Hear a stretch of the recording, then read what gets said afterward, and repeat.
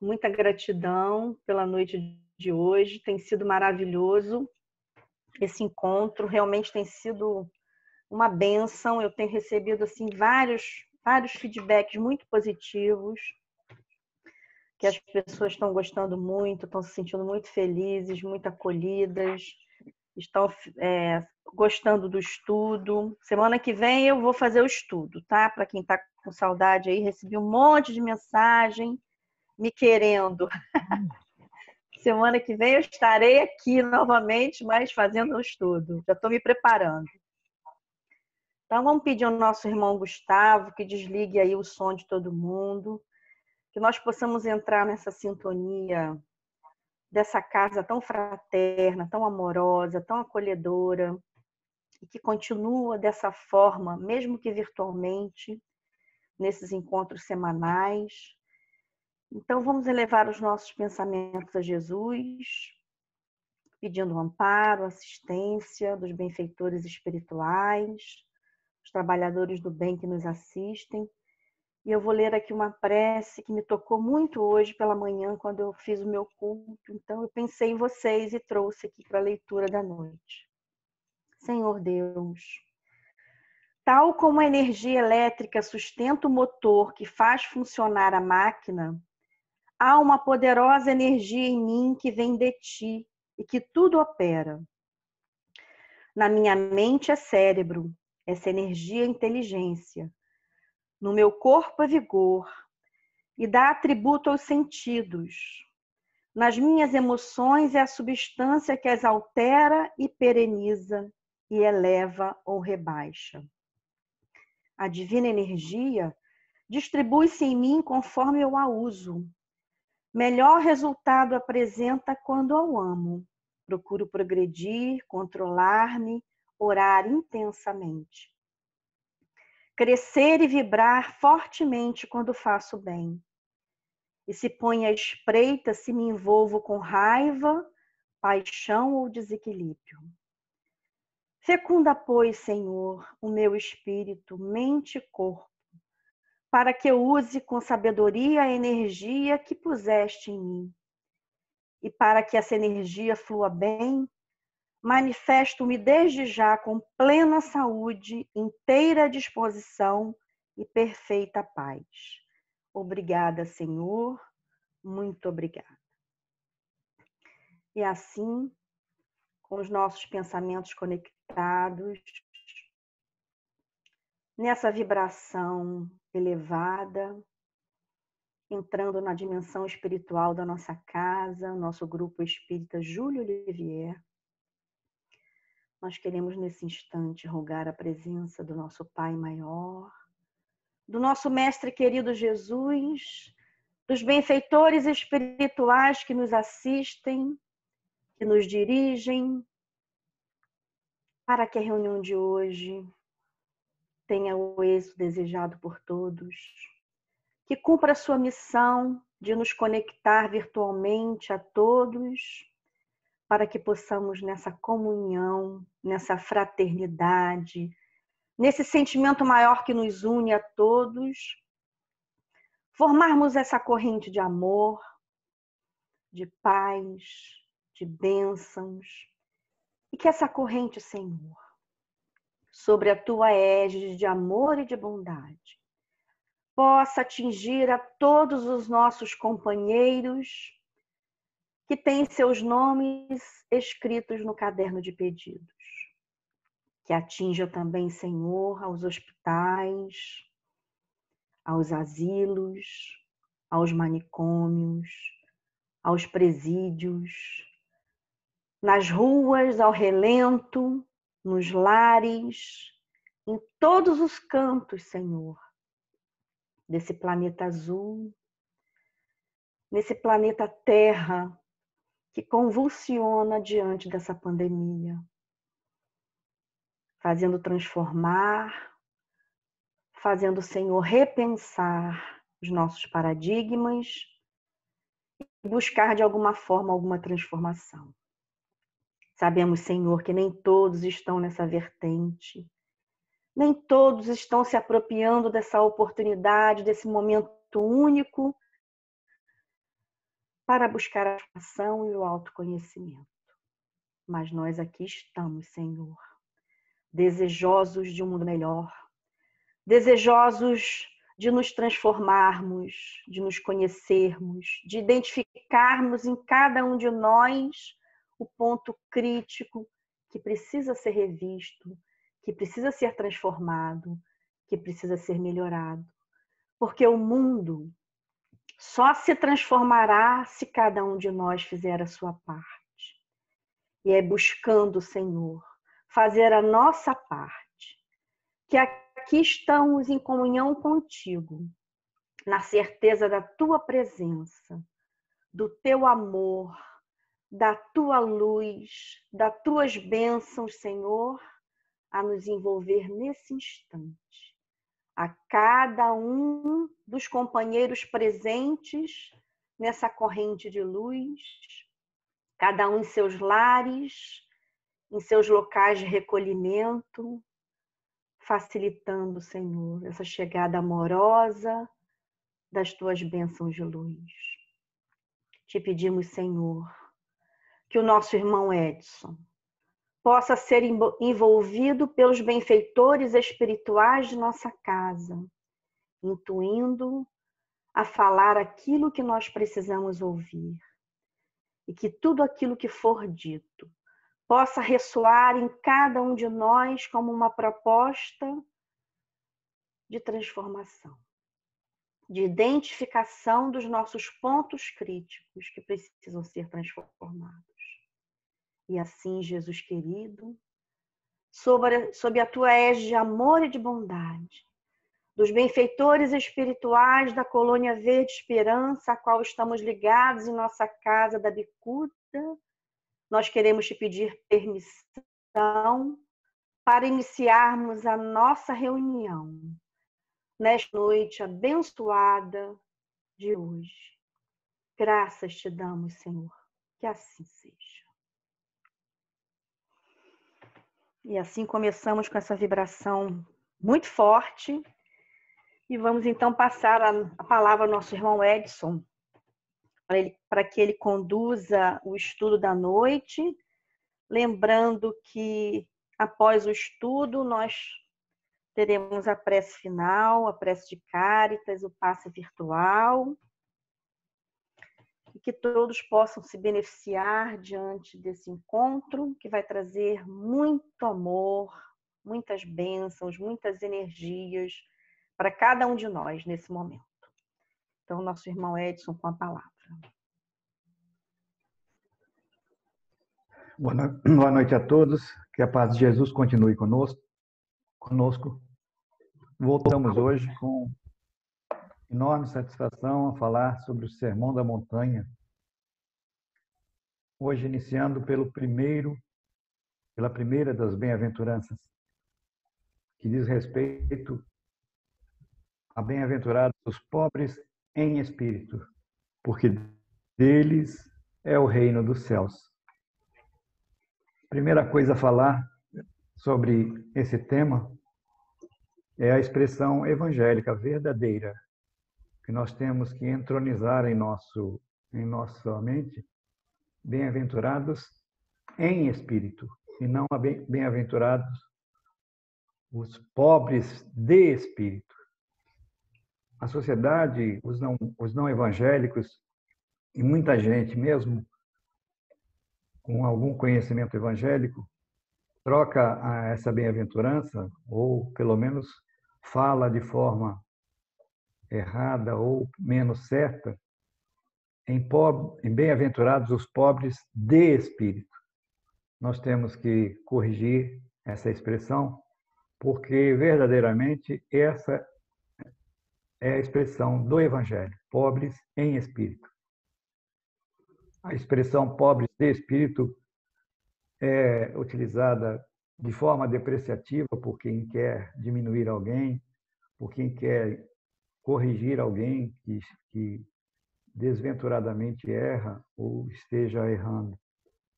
Então, essa é a primeira observação que se faz neste momento para nós, espíritas cristãos, nos corrigirmos toda vez que tivermos de dizer, ou pelo menos observar, quando alguém disser, observar sem corrigir, naturalmente, quem disser pobres de espírito, essa expressão não é cristã,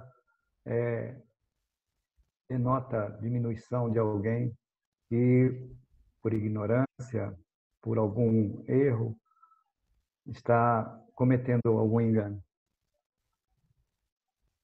E essa bem-aventurança é a primeira das bem-aventuranças. Por isso é que Jesus subiu ao monte, subiu à montanha, e ali os evangelistas, depois de algum tempo, escreveram como sendo o Sermão da Montanha. Jesus iniciou as bem-aventuranças por essa, que é a bem-aventurança que significa bem-aventurados os humildes, os seres simples, as pessoas simples, não os deserdados da sorte no sentido de riqueza material. Nós todos sabemos que riqueza material ou pobreza material são provações momentâneas escolhidas por nós quando vamos reencarnar. Então, devemos excluir das nossas mentes a expressão de pobres em espírito, no sentido daqueles que não têm a sorte de ter as vantagens da fortuna. Ser pobre materialmente não significa verdadeiramente ser pobre em espírito.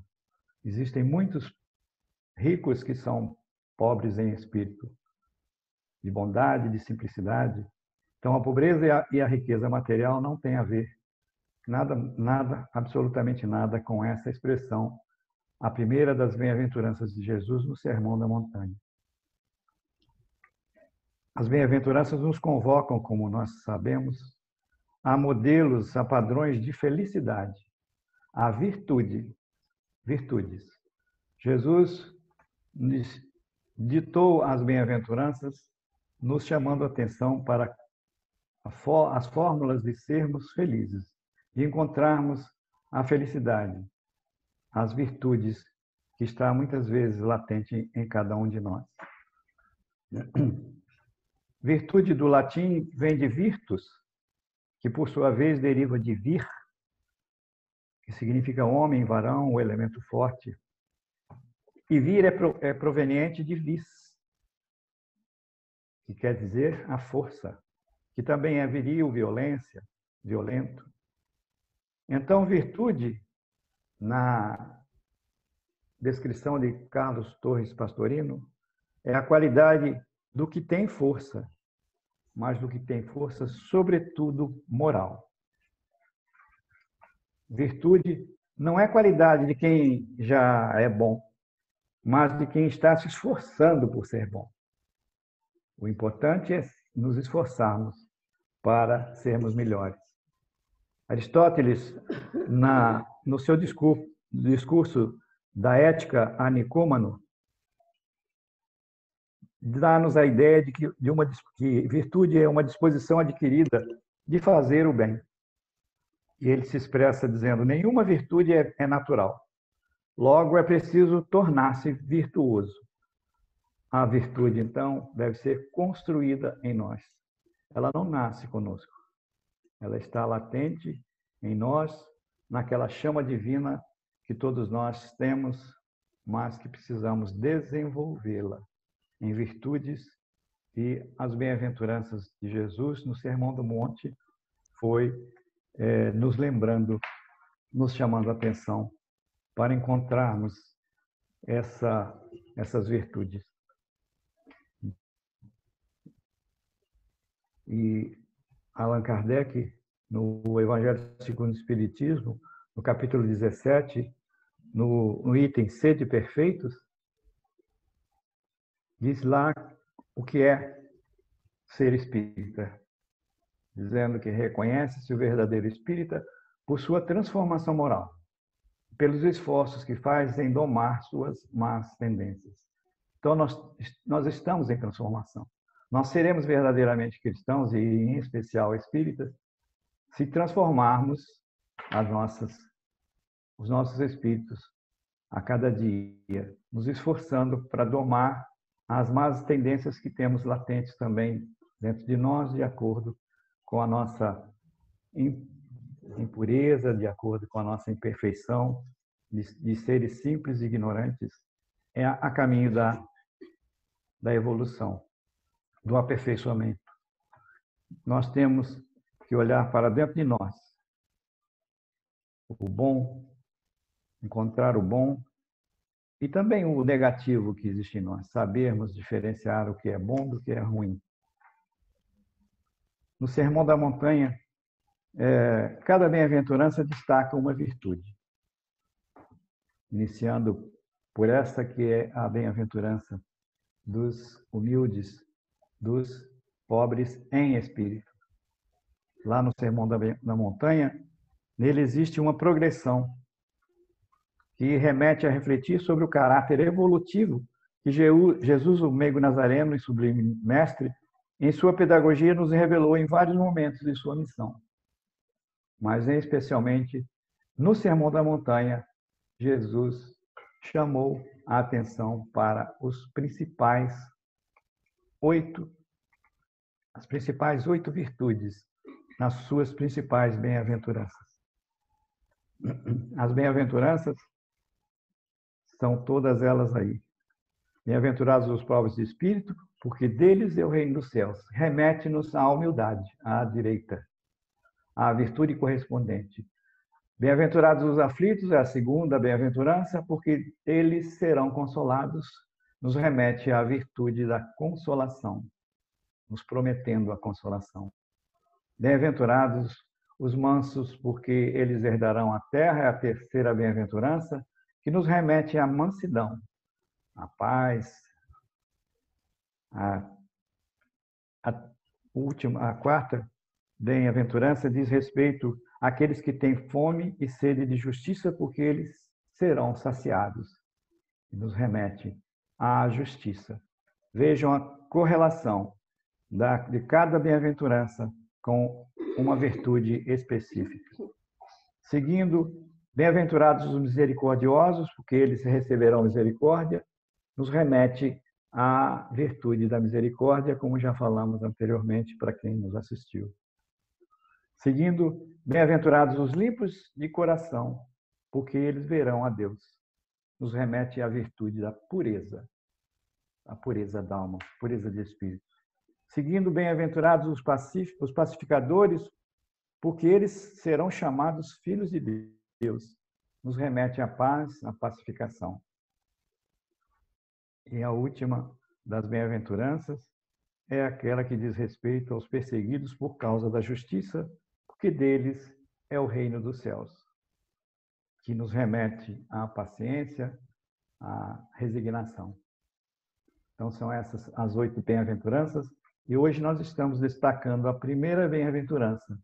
E Jesus, na sua sublimidade e na sua simplicidade, ele nos remeteu a entender como se fosse as bem-aventuranças a subida de uma montanha, em que a primeira bem-aventurança de sermos pobres em espírito, simples, humildes de coração, está colocada na base da montanha.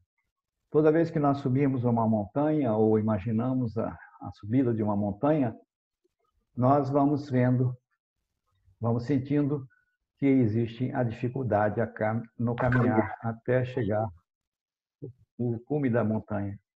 Então, Jesus, nas suas exemplificações, sempre fáceis de entender ao povo daquela época e a nós mesmos, foi dizendo das bem-aventuranças como se estivéssemos subindo a montanha, adquirindo cada uma dessas virtudes a partir do nosso esforço, da nossa dedicação a nos encontrar a nós mesmos.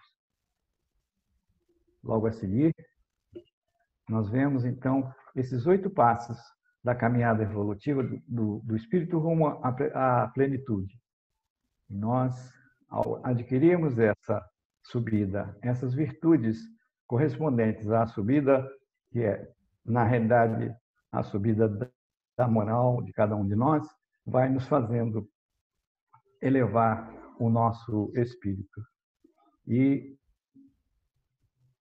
o psiquiatra e espírita Sérgio Lopes, em seu livro O Código do Monte, na introdução, ele faz uma correlação das bem-aventuranças com os centros de força do corpo, ou os chakras. É interessante nós observarmos na figura dos chakras e cada uma dessas correspondentes bem-aventuranças com os chakras explicados pelo povo oriental. Lá nós temos em cima os perseguidos por causa da justiça, representando o chakra coronário, no topo da cabeça. No centro da testa, os pacificadores correspondem ao chakra frontal cerebral. A seguir, nós temos os limpos de coração, correspondendo ao chakra laríngeo. Logo a seguir, vemos os misericordiosos, correspondendo ao chakra cardíaco, porque misericordioso é aquele que se compadece da miséria pelo coração dos outros. A seguir, quase que em conjunto, nós temos os chakras gástrico ou solar, correspondendo à bem-aventurança daqueles que têm fome e sede de justiça. E também o chakra esplênico, que é muito próximo, correspondendo aos mansos e pacíficos. A seguir, nós vemos os aflitos, chakra umbilical ou sacro ou genésico. E, por último, na realidade, o primeiro dos chakras que nós estamos nos referindo hoje diz respeito aos pobres em espírito, correspondendo ao chakra básico ou raiz. Então, se nós olharmos de baixo para cima, a sequência vai mostrando desde a base ou raiz, como se fosse a base de uma montanha, a nossa elevação moral, o nosso crescimento a partir do desenvolvimento dessas virtudes, que, coincidentemente ou não, os orientais destacaram nos chamados chakras, que são os pontos energéticos que nós temos nos nossos corpos. Interessante isso, por isso que eu trouxe como curiosidade, já que o Dr. Sérgio Lopes é um médico psiquiatra espírita e dedicou seu livro também a essa correspondência entre as bem-aventuranças e os chakras do nosso corpo.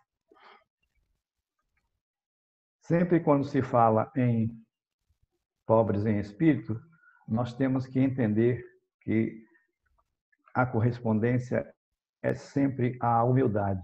Em todos os processos de mudança, a humildade é uma virtude importante. Virtude que nos dá o sentido da nossa fraqueza, da nossa modéstia, da nossa submissão. Principalmente no momento em que vivemos atualmente, é exigido de nós muita humildade nesse processo de mudança que estamos vivendo, principalmente nas doenças que estão nos assolando, nos dando a entender o sentido da nossa fraqueza para sermos modestos, submissos, resignados e aos desígnios de Deus e entendermos com fé e com humildade que isso vai passar. Porque se nós nos rebelarmos, se nós não formos humildes, não formos submissos e resignados aos desígnios de Deus, neste momento nós estaremos perdidos, sinceramente perdidos, porque nada vai ser resolvido com a nossa exasperação, com a nossa falta de humildade, falta de resignação, de fé de esperança. E humildade tem origem em humus. Todos já ouviram falar em humus, que vem do latim também humus, que quer dizer terra, humo. Então, humilde é aquele que tem a lucidez de sua natureza mais básica, aquela que nasce da terra, do solo, da simplicidade. E Lucas, interpretando as palavras de Jesus, no Evangelho diz que lá, pois quem é o menor entre todos vós, esse é grande, demonstrando a necessidade de sermos humildes para sermos grandes. Ainda Lucas, no capítulo 14, versículo 11, no Evangelho, diz lá, todo aquele que exalta a si mesmo será diminuído, e aquele que diminui a si mesmo será exaltado. Então, nós temos que lembrar que essas bem-aventuranças já foram ou tinham sido expressas por Jesus através de toda a sua caminhada divina aqui entre nós.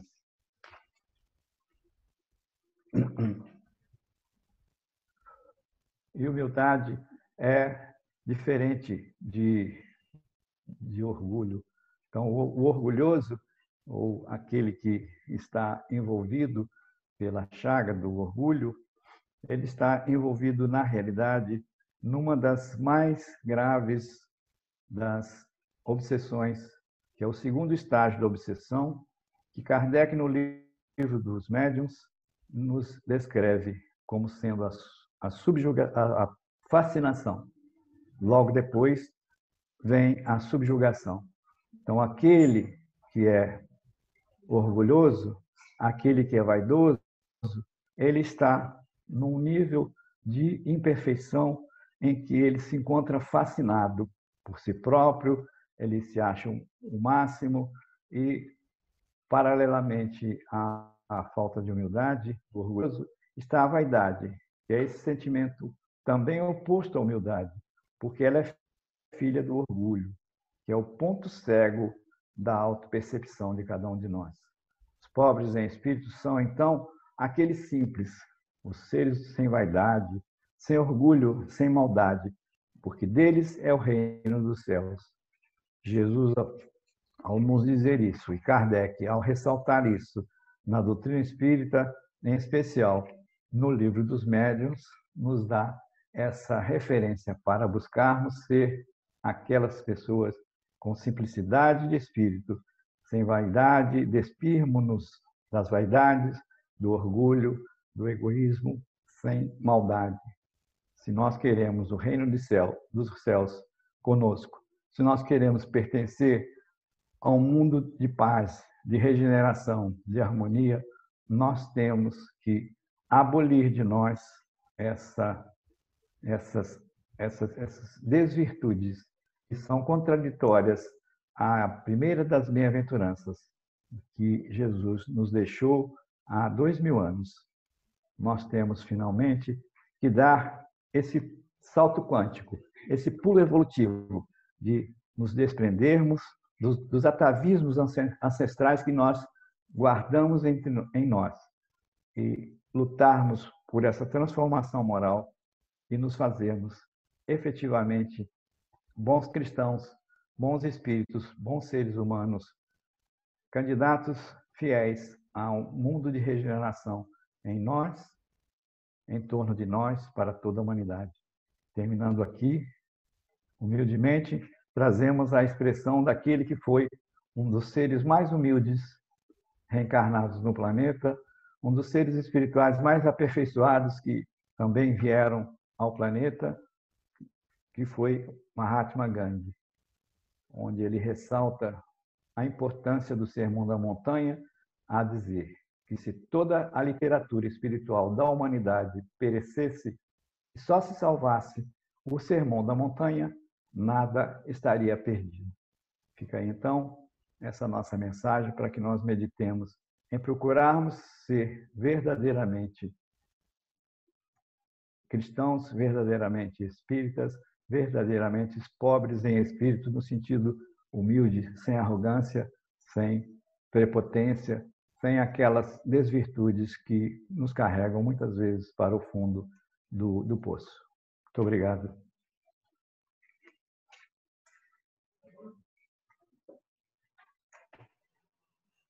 Gostaria de saber se alguém quer fazer alguma pergunta, alguma contribuição para nosso irmão Edson, que fez um estudo tão pautado, tão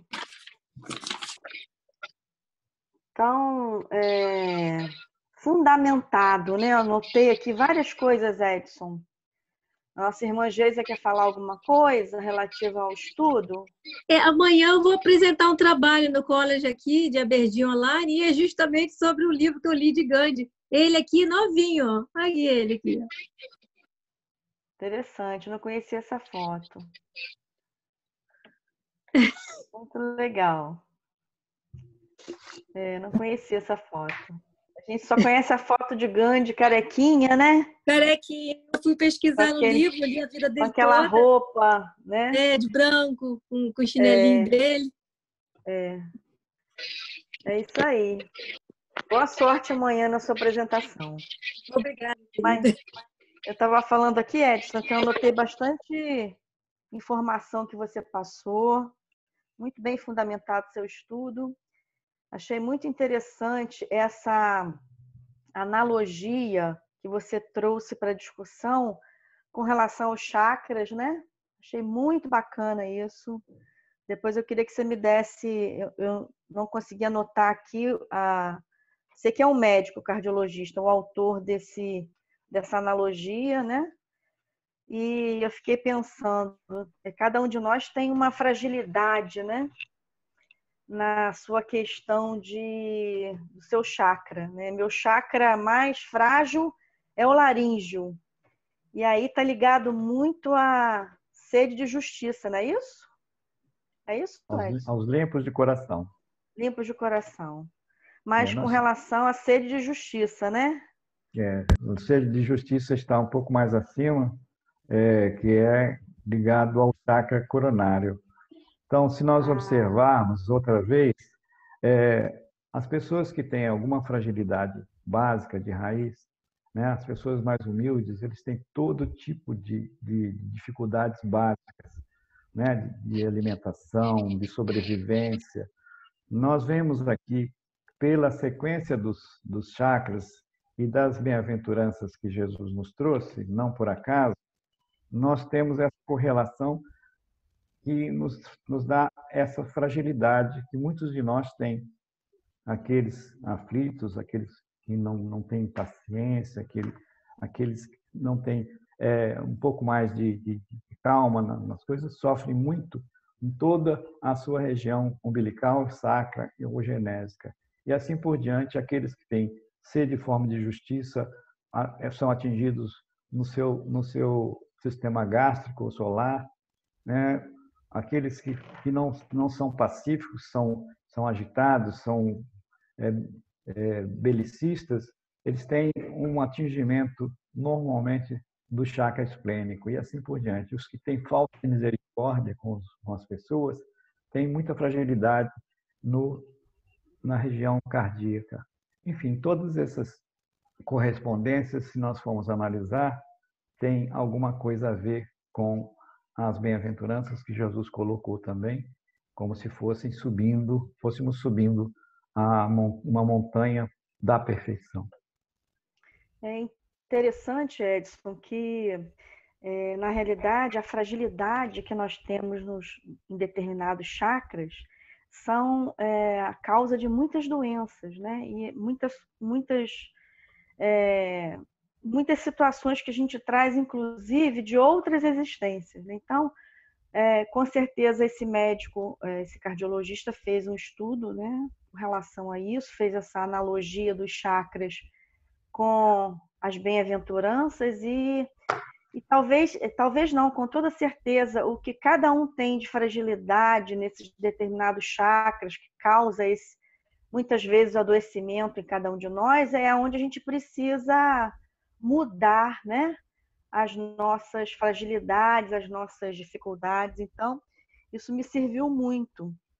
Eu vou buscar aqui em alguns chakras meus quer dizer, em algumas situações que você pontuou aqui, que me trazem especialmente, né, a fragilidade, eu vou buscar melhorar nesse aspecto, né?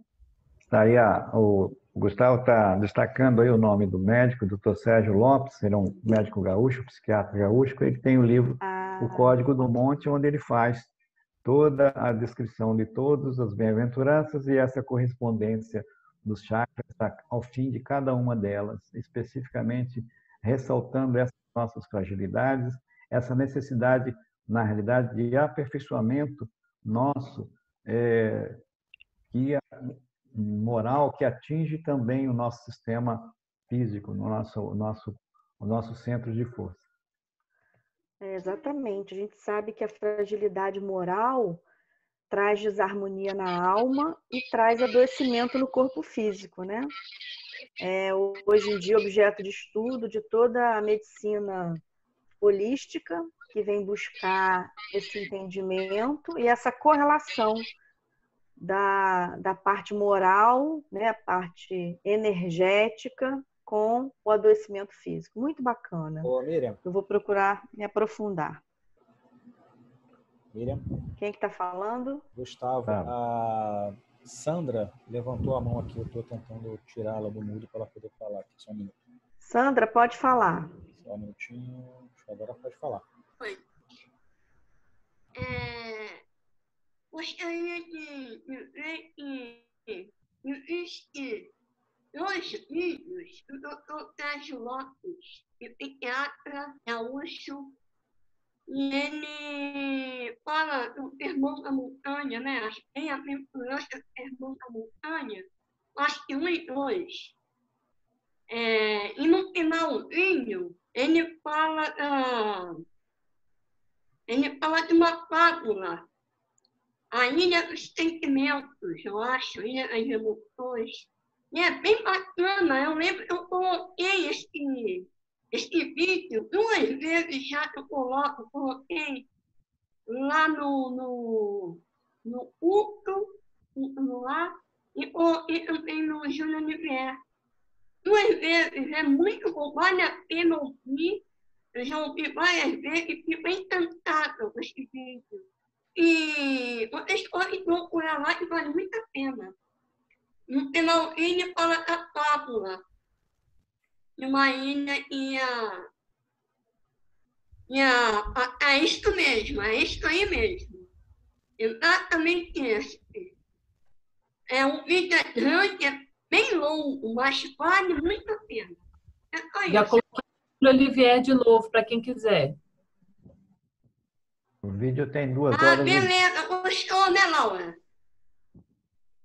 O vídeo tem 2 horas e 20 mas é muito importante. Muito bom mesmo. Vou assistir, nunca assisti, não. Eu também me interessei muito pelo assunto. Vou procurar aproveitar o tempo que... Exatamente isso. Eu acho que o Carlos e a Isabel querem falar também. Podem falar. Oi, Edson. Grupo, tudo bem?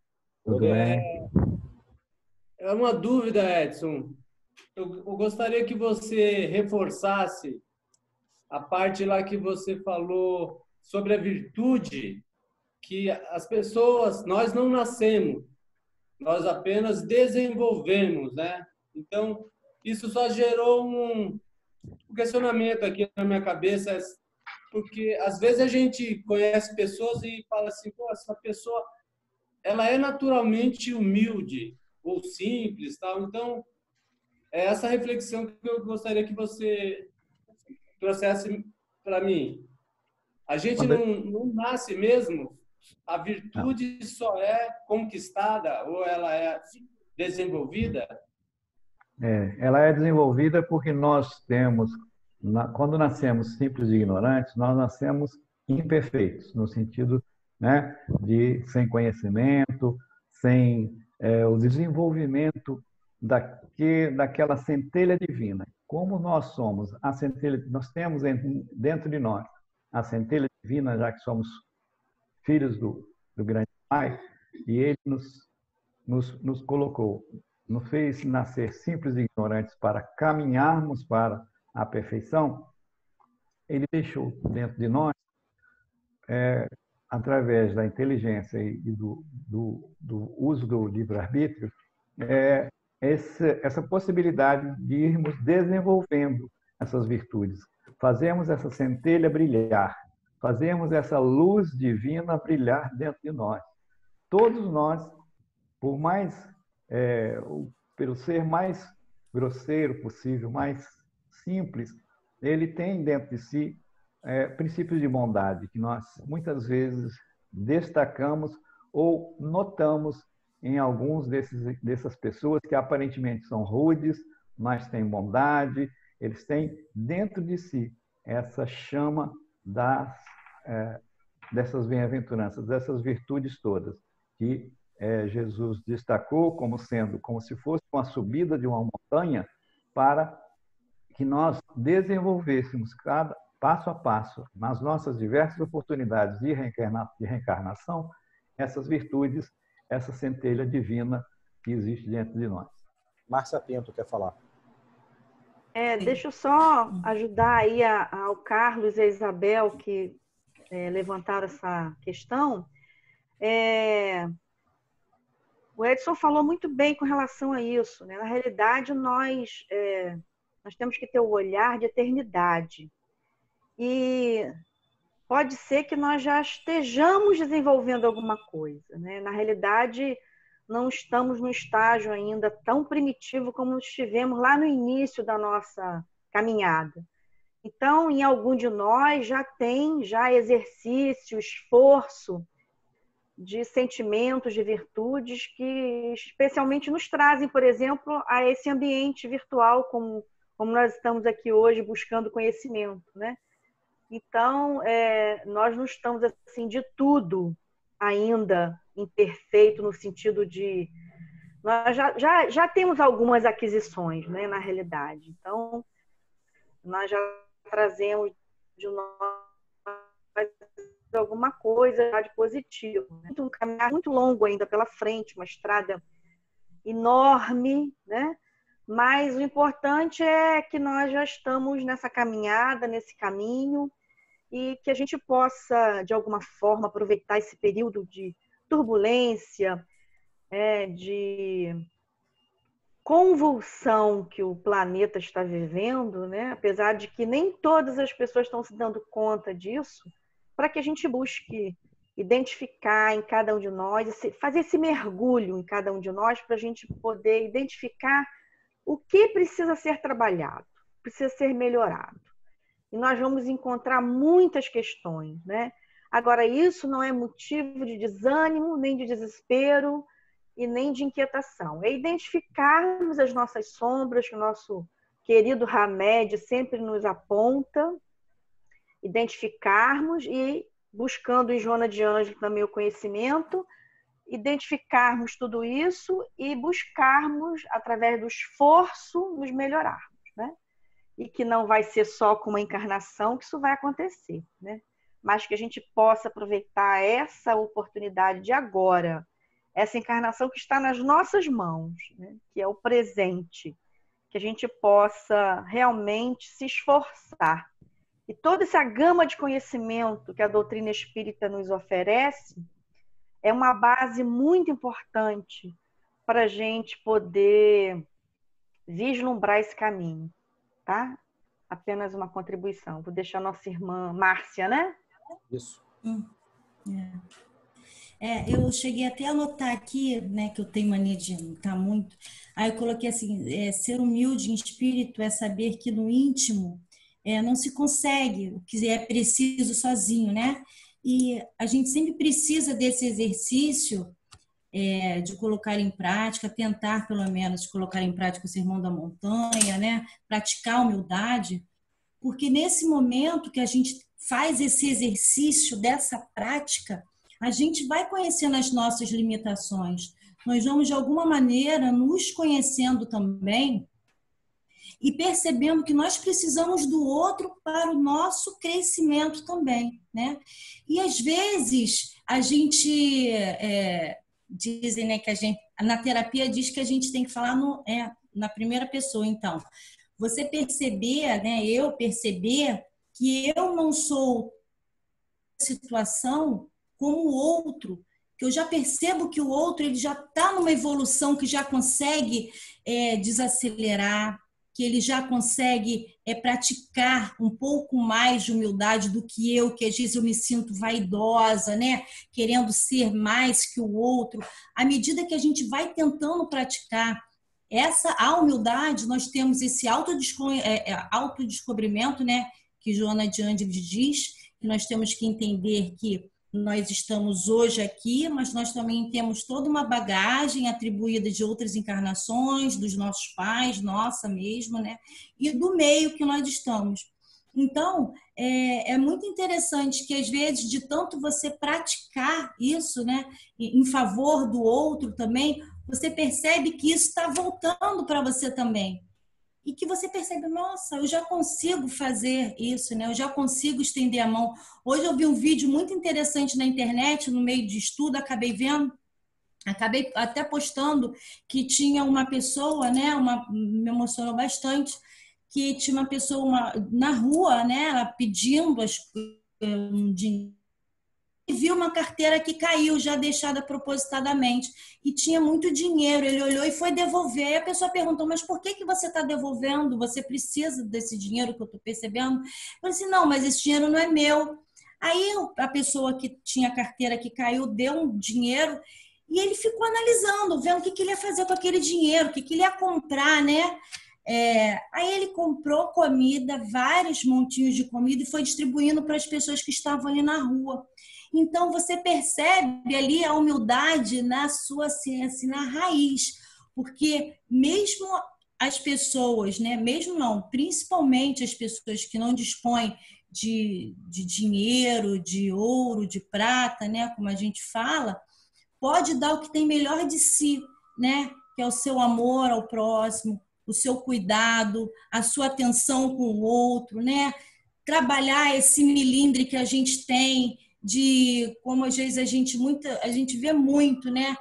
Oferece nesse momento que a gente está passando, oferece cesta básica, oferece o alimento, oferece o agasalho, mas tem que mostrar para todo mundo que tá fazendo aquilo, que está dando aquilo, né?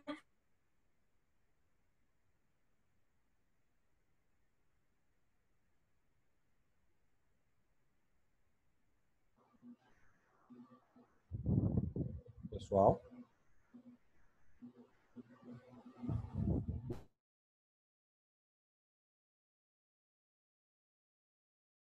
E eu só deixei assim um finalzinho, que um resumão seria dizer que o mais feliz é considerado um requisito indispensável para a gente agradar a Deus. No início, às vezes, a gente pratica a humildade muito meio que a contragosto. Às vezes, a gente nem sabe que a gente não está sendo humilde.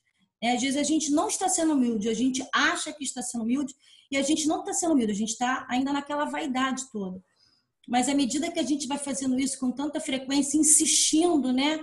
Como ela bem disse, insistindo ainda, a gente vai ver que depois isso vai sair de uma forma tão natural, né? Que fica já na veia mesmo. Obrigado, Márcia. Era isso. Ok, Márcia, valeu. Mais alguém quer falar?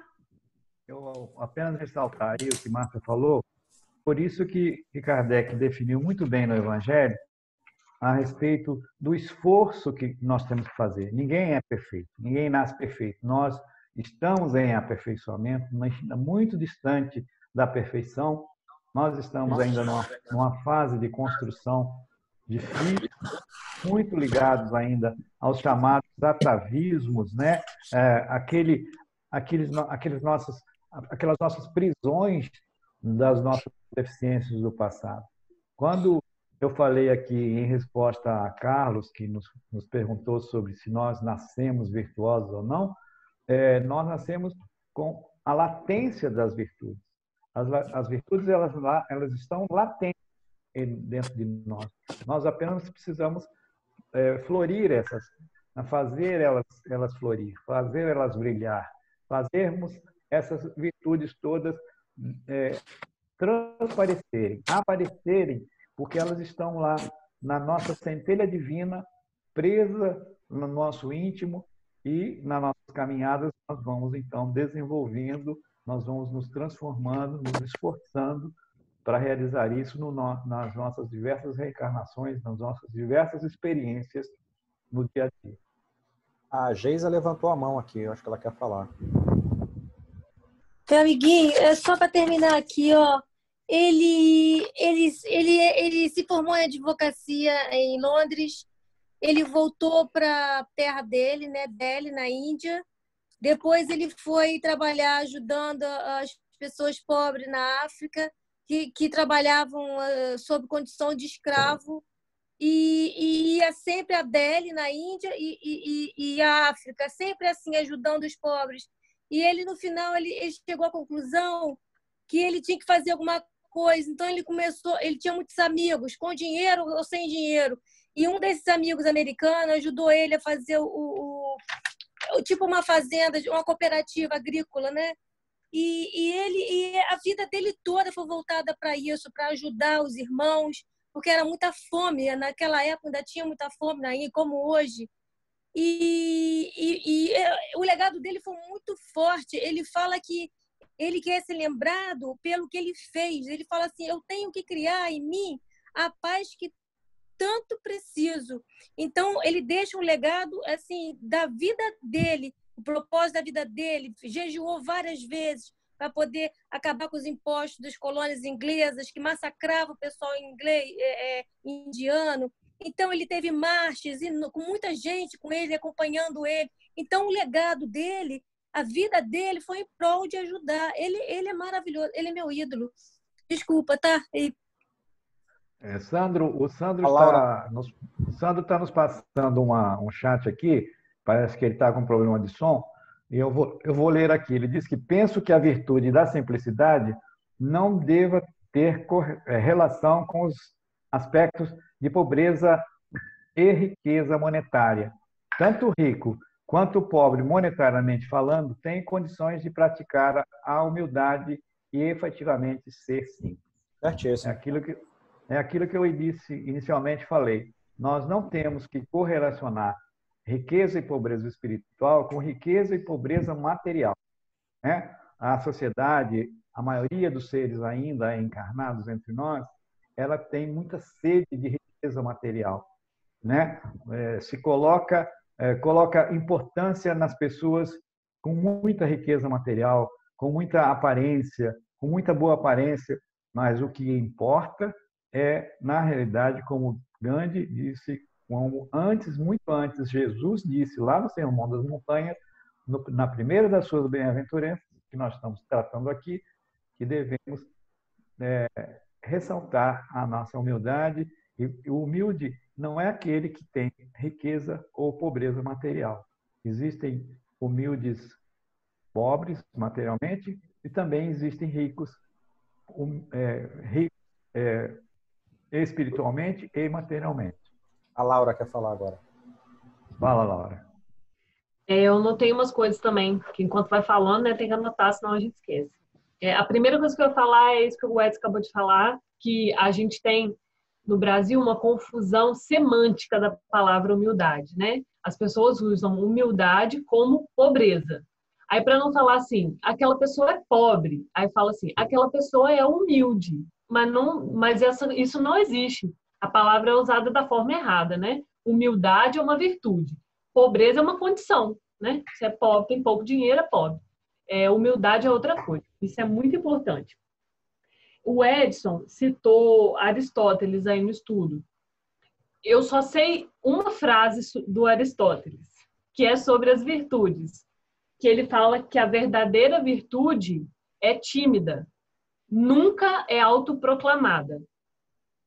Então, se uma pessoa vir para você e falar assim, eu sou muito justa, se tem uma coisa que eu sou na minha vida, é justa, pode desconfiar. Começa desconfiando. A verdadeira virtude não é autoproclamada. Se a pessoa é justa, ela vai se fazer se mostrar justa nas ações. E você vai perceber, nossa, como essa pessoa é justa. Não existe esse negócio de como eu sou justo. E aí, eu fiquei fazendo uma relação, a primeira virtude é a humildade. Então, tudo se explica, né? Se você é humilde, que é a primeira virtude de todas, você nunca vai se autoproclamar manso, se autoproclamar misericordioso, se autoproclamar pacifista, porque você é humilde de verdade.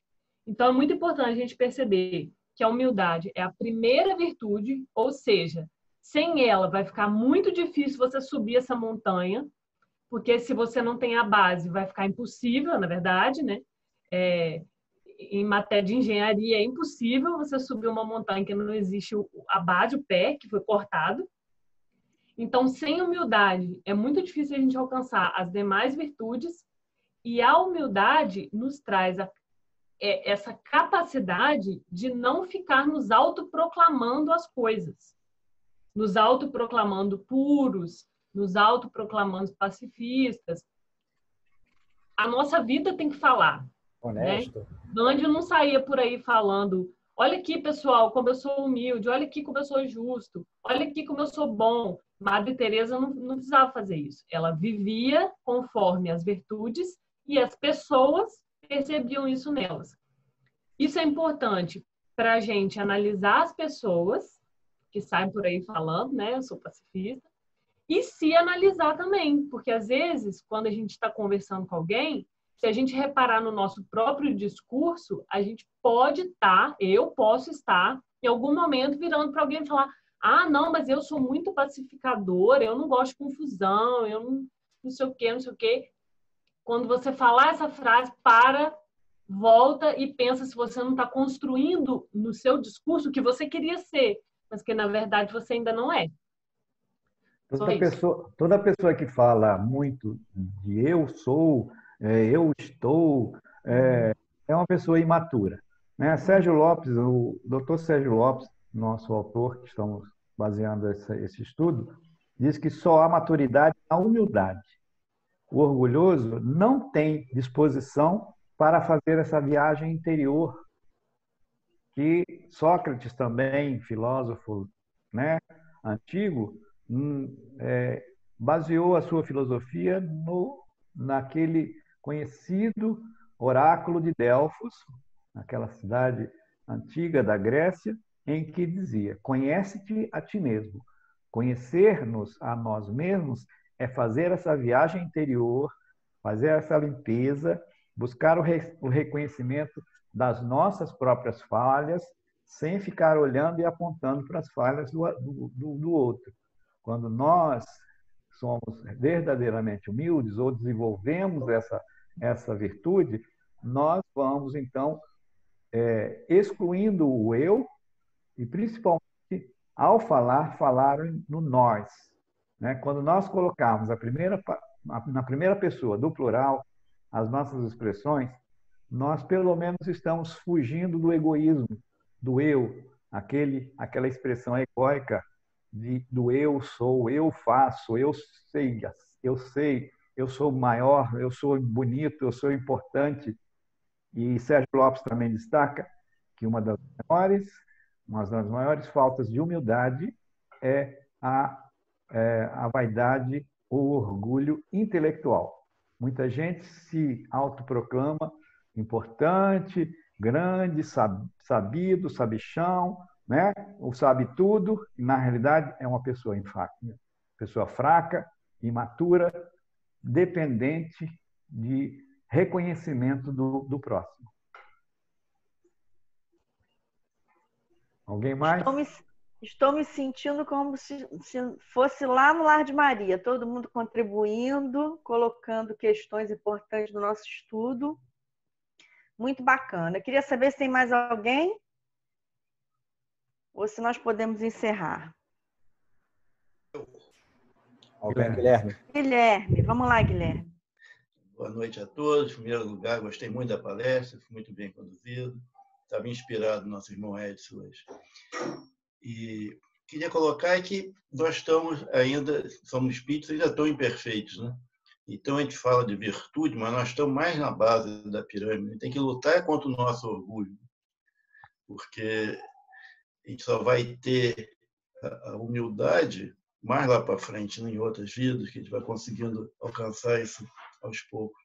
Então, e o orgulho nos atrapalha por demais a aprender qualquer coisa, né?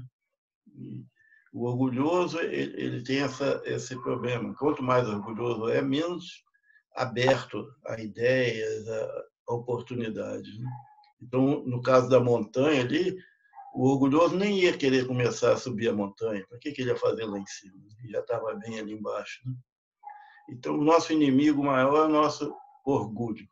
E é isso que a gente tem que lutar. E não é comparando a gente com os outros, é comparando a gente com a gente mesmo. Porque, às vezes, eu me comparo com outros, eu sou humilde, porque é tanta gente tão mais orgulhosa, vaidosa do que eu, mas eu que tenho que comparar é comigo mesmo, né? É se hoje eu sou menos orgulhoso do que ontem, né? Então, é aí que a gente vai conseguir chegar na humildade. Obrigado. E com Jesus, né, Guilherme? Já Pensei que ele é nisso, o Laura. exemplo principal, a gente se compara com ele. Pensei nisso, Laura. Vamos seguir o mestre. O sarrafo. O sarrafo é o mestre Jesus. E aí a gente chega à conclusão que a gente não consegue nem chegar perto da montanha mesmo. Chegaremos um dia. Mas a gente vai chegar lá, Laura. Fiquei muito feliz com a sua contribuição. Que bom que você está de volta conosco. Você está sempre pontuando muito bem, muito legal. Então, minha gente, podemos dar seguimento para caminhar para o final? Ou alguém tem mais alguma coisa a dizer?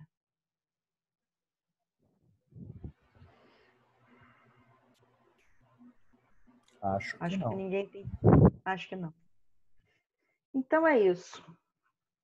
Eu acho que foi muito importante o estudo de hoje.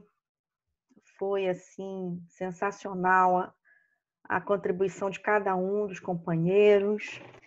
Eu acho que deu um caldo riquíssimo de conhecimento, de troca de experiência, né, de colocações, cada um com a sua visão, cada um com sua pontuação. Isso aqui enriquece o estudo. Acho que Edson foi muito feliz na sua escolha desse tema e tenho certeza que durante todo esse período que estivemos aqui reunidos, os benfeitores espirituais já estavam tocando os nossos corações para que a gente pudesse refletir em torno do assunto e que isso nos trouxesse reflexões para que a gente possa, no dia a dia, colocar em prática, né? O que importa diante de todo o estudo que é feito é nós trazermos isso para o dia a dia, para o cotidiano, diante das dificuldades, diante das necessidades, diante muitas vezes das nossas angústias, aflições, daquilo que nós muitas vezes precisamos decidir. Então, todo esse embasamento que o Evangelho especialmente nos traz é muito importante para que a gente possa fortalecer essa base dessa pirâmide, né, desse caminhar nosso, e encontrarmos no nosso dia a dia, diante do nosso mestre, do nosso modelo. E eu queria discordar da nossa irmã Geisa, quando ela diz que o ídolo dela é Gandhi, o meu é Jesus.